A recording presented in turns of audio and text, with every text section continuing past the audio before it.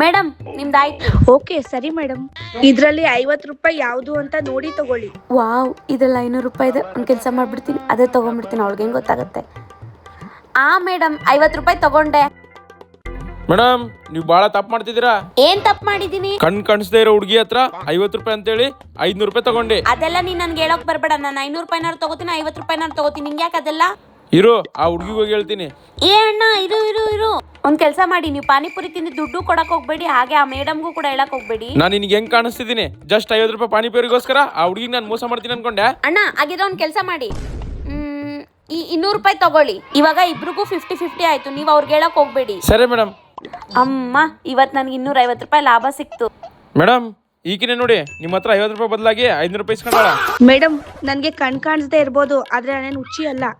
ನಂದು 500 ರೂಪಾಯಿ ಕೊಡಿ. ಇಲ್ಲ ಮೇಡಮ್, ನಾನು 500 ರೂಪಾಯಿ ತಗೊಂಡಿಲ್ಲ. ಈಗ ನಿಮ್ಮ 500 ರೂಪಾಯಿ ತಗೊಂಡಾಳ, ನಾನು ನನ್ನ ಕಣ್ಣಿಂದ ನೋಡಿನಿ. ಮೇಡಮ್ ನೀವು ನಂದು 500 ರೂಪಾಯಿ ಕೊಡಿ, ಇಲ್ಲಾಂದ್ರೆ ಪೊಲೀಸ್ ಸ್ಟೇಷನ್ ಕಂಪ್ಲೇಂಟ್ ಕೊಡ್ತೀನಿ. ಇಲ್ಲ ಮೇಡಮ್, ನೀವು ಪೊಲೀಸ್ಗೆಲ್ಲ ಹೇಳಕ್ ಹೋಗ್ಬೇಡಿ. ತಗೊಳ್ಳಿ ನಿಮ್ಮ 500 ರೂಪಾಯಿ. ಬರ್ರಿ ಮೇಡಮ್. ಇವತ್ತು ಬಿಸ್ನೆಸ್ ಎಲ್ಲ ಲಾಸು. ಮೇಡಮ್ ನಿಮಗೆ 500 ರೂಪಾಯಿ ಇಸ್ಕೊಟ್ಟಿನಲ್ವಾ, ಮತ್ತೆ ನನಗೇನಾದ್ರೂ ಕೊಡಿ. ಅಣ್ಣ ನೀವು ತುಂಬಾ ಒಳ್ಳೆಯವರಿದ್ರ, ಇದರಲ್ಲಿ 200 ರೂಪಾಯಿ ತಗೊಳ್ಳಿ. ಲಡ್ಡು ಬಂದು ಬಾಯಿಗೆ ಬೆತ್ತ. ಮೇಡಮ್ 200 ತಗೊಂಡೆ. ಇದ್ರಲ್ಲಿ ಯಾರಿಗೆ ಲಾಭ ಬಂತು ಕಮೆಂಟ್ ಮಾಡಿ, ಹಾಗೆ ಸಬ್ಸ್ಕ್ರೈಬ್ ಮಾಡಿ.